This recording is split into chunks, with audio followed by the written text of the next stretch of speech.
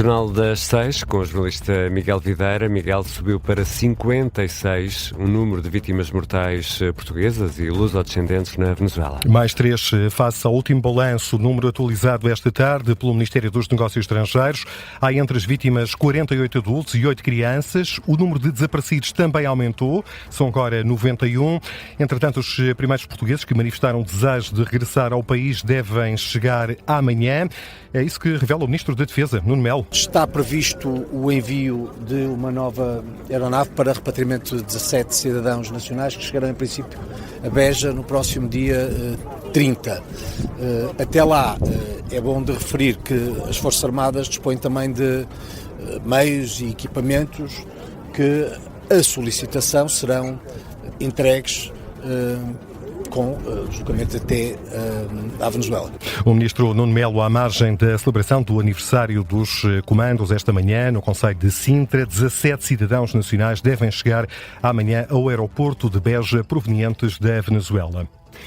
E o PSD quer chamar ao Parlamento antigos ministros do PS para esclarecer se sabiam ou não que a população estrangeira em Portugal era superior aos números oficiais. Números, entretanto, revistos pelo Instituto Nacional de Estatística na passada semana, com base em novos critérios de cálculo.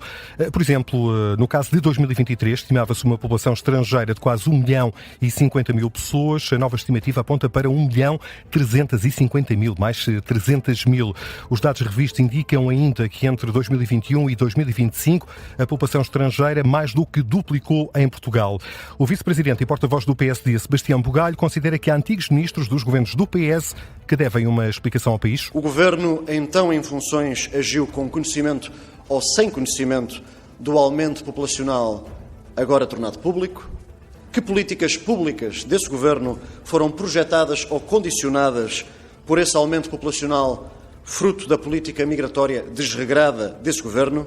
E, dito de outro modo, se sabiam o que fizeram e se não o fizeram, por que não o fizeram? Perguntas que o PSD quer fazer na Assembleia da República a antigos membros dos governos de António Costa, incluindo o atual secretário-geral socialista, José Luís Carneiro. Tem, evidentemente, responsabilidades, não só na extinção do CEF, como pelo facto de ter sido titular da pasta da Administração Interna, diretamente relacionada com a política migratória, como até antes, em outras funções, como responsabilidade pela rede consular que este governo da AD veio reforçar justamente para responder ao fenómeno migratório acentuado e desregrado que nos foi legado pelo governo anterior do Partido Socialista. Portanto, parece-me natural que José Luís Carneiro seja chamado a esse esclarecimento. Um dos antigos ministros do PS que os social-democratas querem ouvir no Parlamento.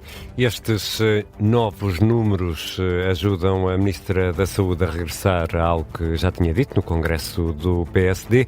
O aumento da população estrangeira a residir em Portugal serve de justificação para a Ministra para assim explicar a subida do número de utentes que não têm médico de família. Mais 41.000 utentes nesta situação o ano passado. Nós temos, de facto, todos os meses novas inscrições de utentes residentes em Portugal, que têm naturalmente, a partir do momento em que estão a residir e a partir do momento em que estão a trabalhar e têm o seu projeto de vida connosco, têm naturalmente a sua inscrição no Registro Nacional de Utente e são elegíveis para ter médico de família. E vamos continuar durante muito mais tempo, seguramente, a ter pessoas a inscreverem-se no Registro Nacional do Utente. A Ministra afirma que é preciso dar uma resposta ao problema sem detalhar o caminho sugerido. Declarações de Ana Paula Martins à margem de uma cerimónia no Instituto para os Comportamentos Aditivos e Dependências na cidade do Porto. E a Ministra também foi questionada sobre o relatório do Conselho das Finanças Públicas, que considera que as reformas estruturais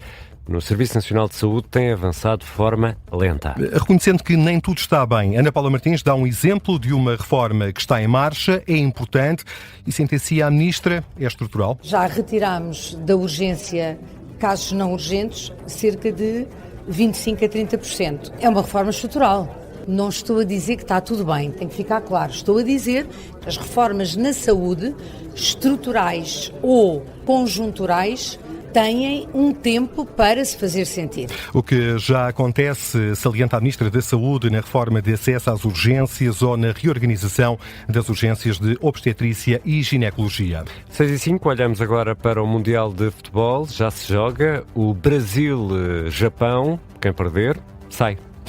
Partida a contar para os 16avos de final do Campeonato do Mundo de Futebol. Segundo jogo desta fase da competição, depois da vitória ontem do Canadá frente à África do Sul. O Brasil-Japão começou há sensivelmente 5 minutos. É uma partida que está a ser acompanhada pelo jornalista do Observador, Diogo Varela. Diogo, como é que está a jogar o Screti?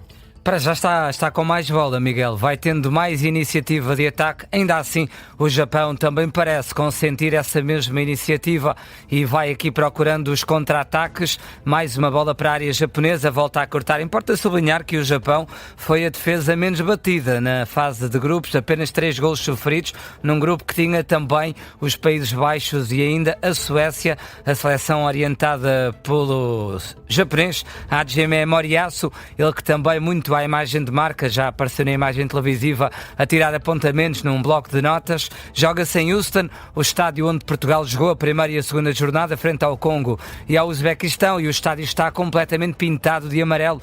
Maioria brasileira nas bancadas em Houston, para já com 6 minutos e meio, dá mais Brasil, mas não há golos, 0-0.